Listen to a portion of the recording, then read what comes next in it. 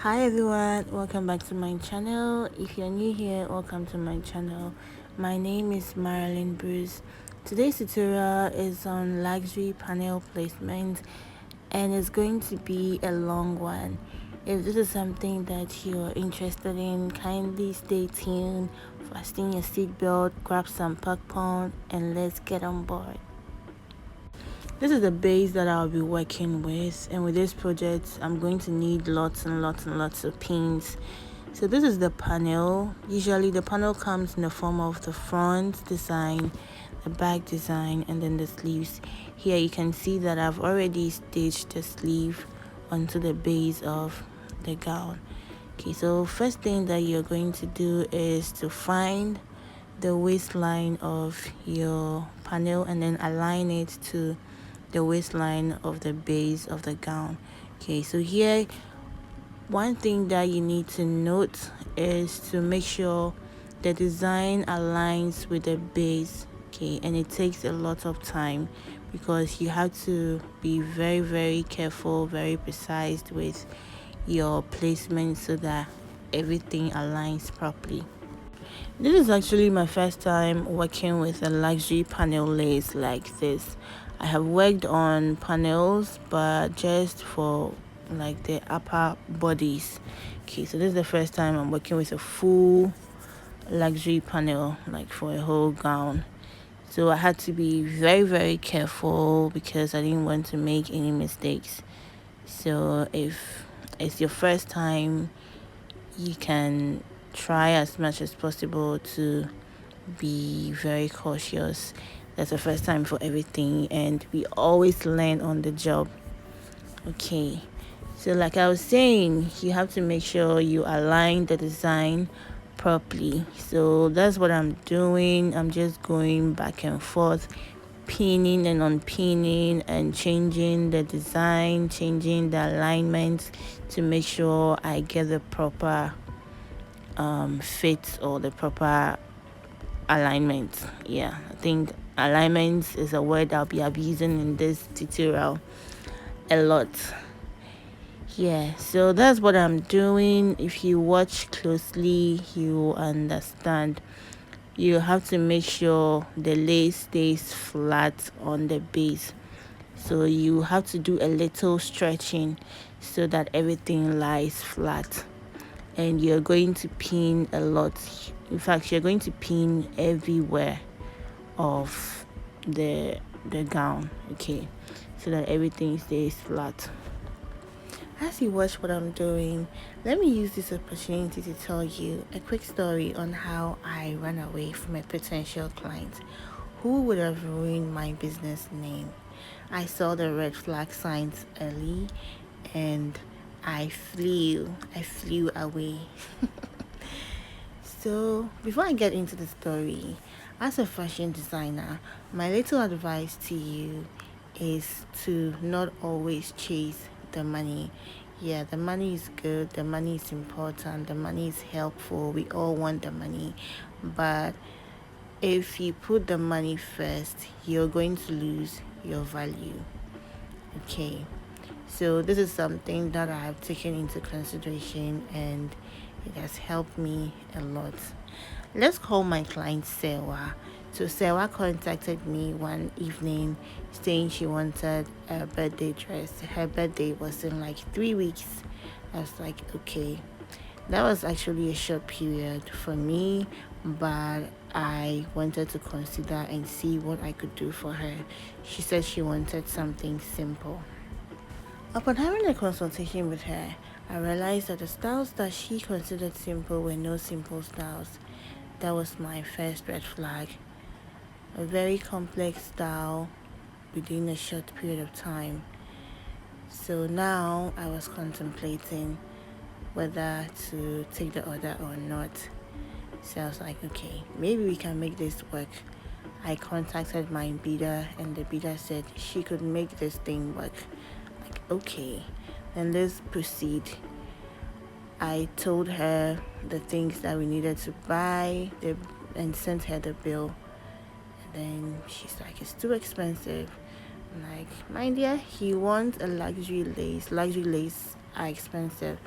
So what do you expect? She said her budget was $100.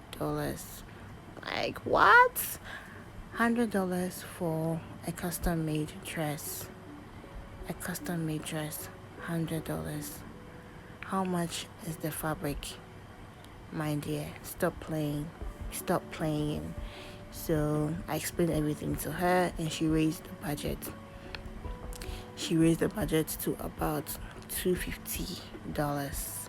That was still not enough, and that was my second red flag. I knew this client was going to be trouble because not wanting to pay the full amount for the work to be done means that we have to compromise on the quality, and it's not going to work. Quick one before I get back to my story.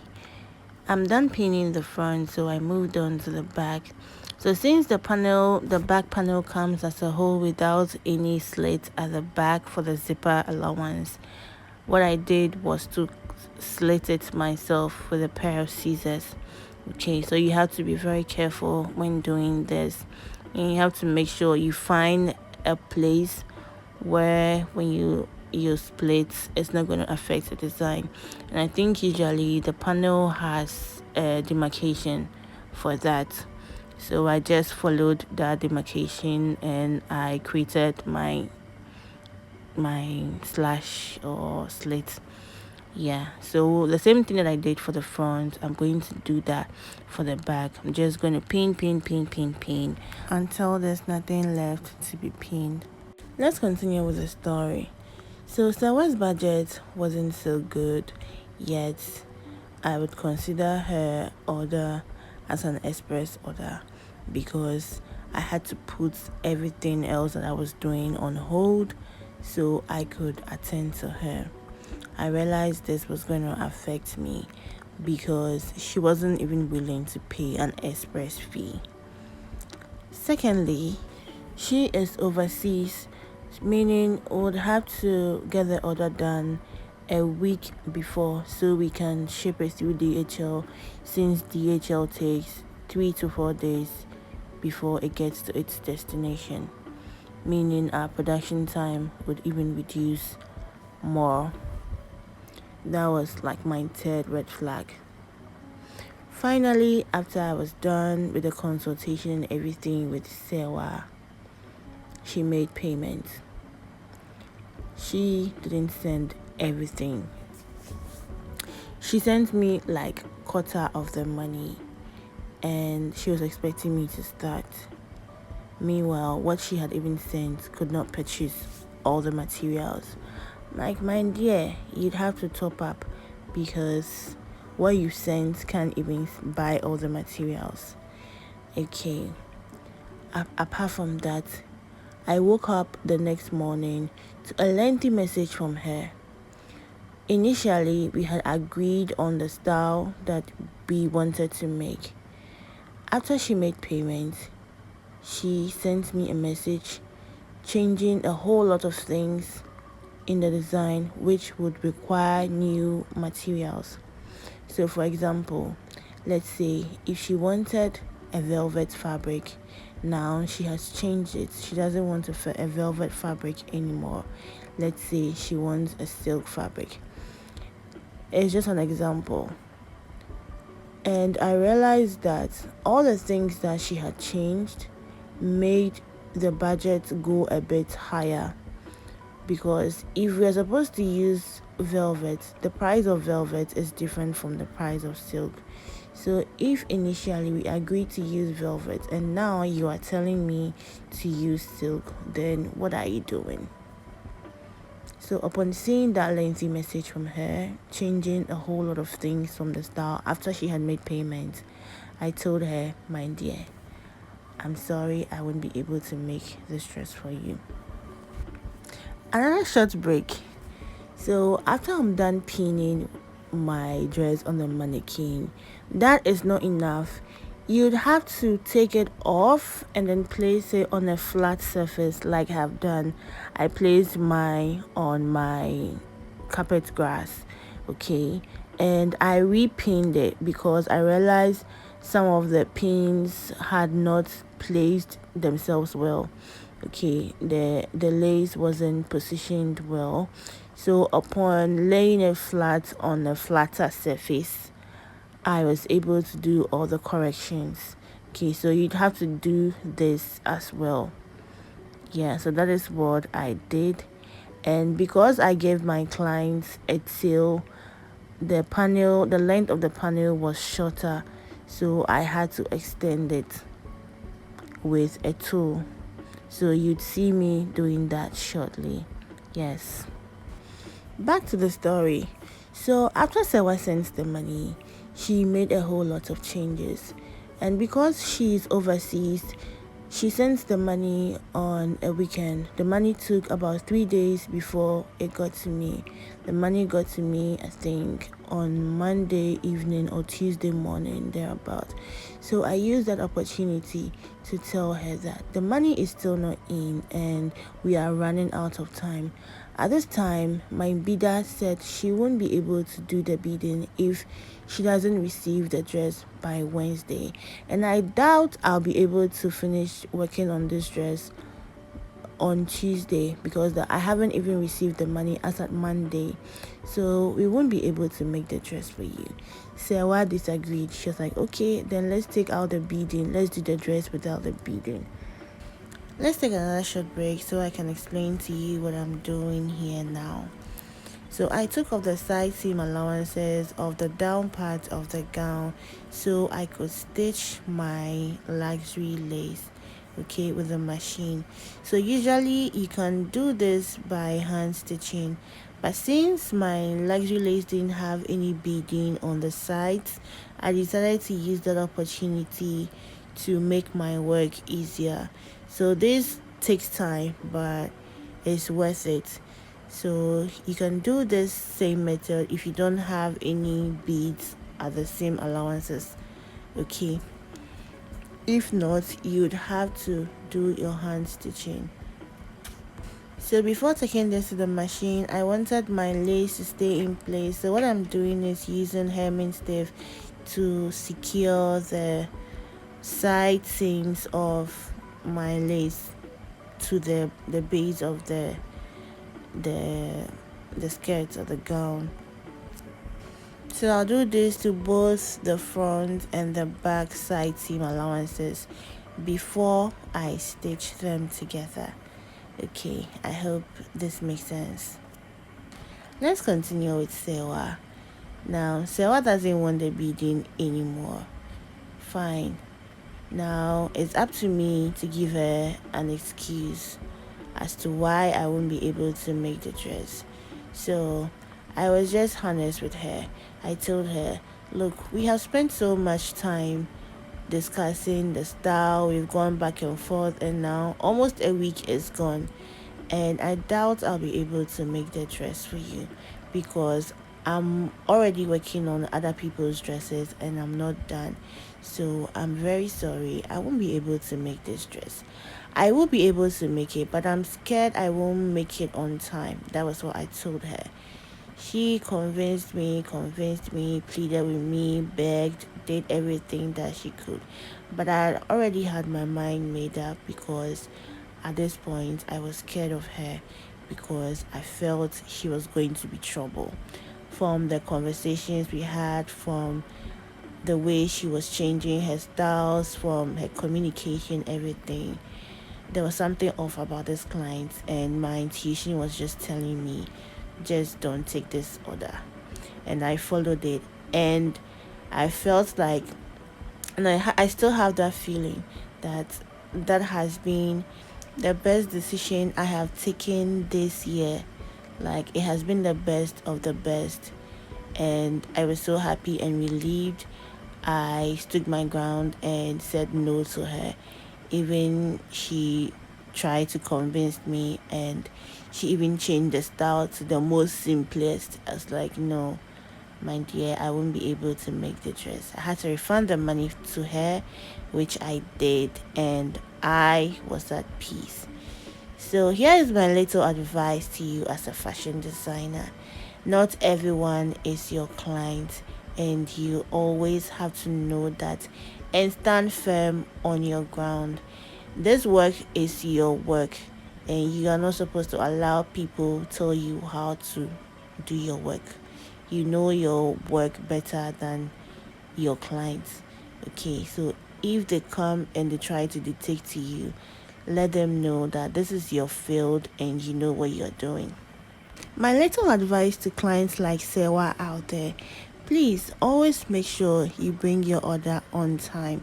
Don't wait till last minute before you want to rush a fashion designer when you're not even willing to pay for an express order. Secondly, make sure if you have a high taste in fashion, you're going to back it up with a high budget. And finally, make sure you don't always change your styles. Try and maintain one style.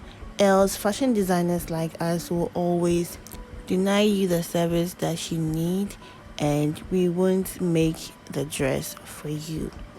So that is the end of my story. I hope you enjoyed this short story from me. Now let's get back to business. After machine stitching the down part of the gown, I moved on to the upper part, and I'm aligning the front design to the back to actually meet on the side seam. I'm trimming off any excess tool that I don't need because it doesn't have any beaded design. After I'm done pinning everything, I'll move on to doing my hand stitching. So I'll hand stitch the whole front of my gown. Okay, so if you watch what I'm doing, like I always say, it's self-explanatory and you will understand what I'm doing. So with the hand stitching, you have to make sure your stitches are very tiny and very neat because you don't want the thread to be visible. Okay, so you have to make sure it's neat as much as possible. And oh yeah, during this process, the needle is definitely your friend. As you can see here, I was really in pain. The needle went through my finger and it really hurt a lot. Yeah. So if you're a fashion designer, you know this pain by now.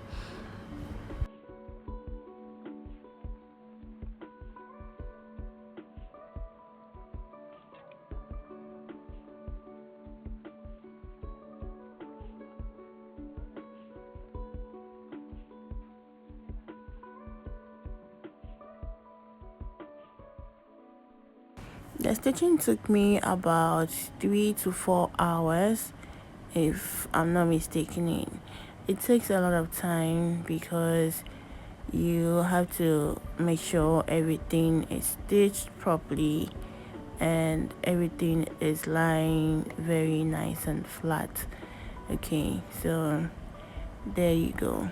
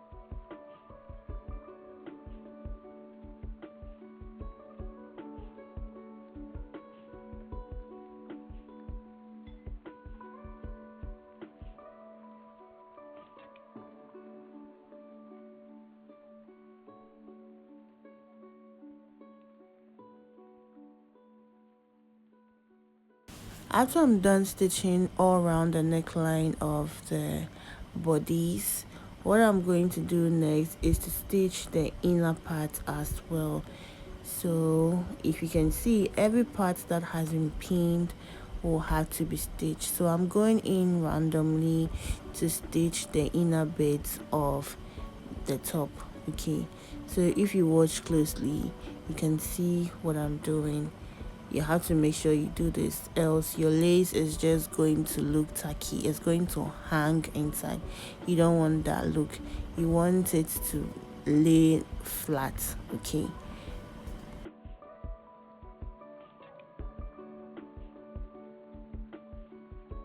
so if you look closely, you can see that I'm using this C-shaped needle for my hand stitching. So I usually prefer using this as compared to the straight one, because you're able to manipulate the needle in and out the way you want as compared to the straight one. The straight one is a bit difficult. The only thing I don't like about this needle is it's too thick. So I really wish the manufacturers or whoever is making this to make it a bit tinier. Yeah.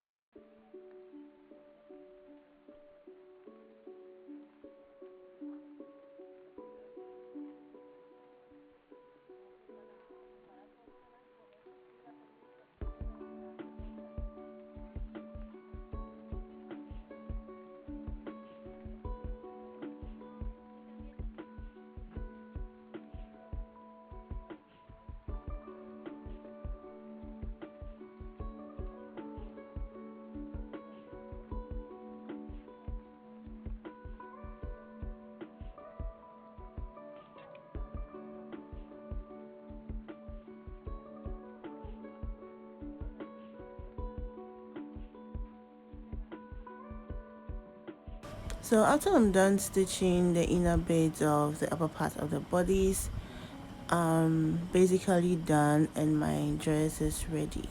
The next thing to do is to fill up all the empty spaces that doesn't have any beading. So for example, the hip side didn't have beads throughout the hem, and then some portions of the bust area also didn't have beads. So I took this to my beader and she did justice to this dress. Okay, we added some shoulder appliques and then we also added some embellishments to the neckline. You're going to see that in a bit. Meanwhile, let's take a moment to admire the details in this panel.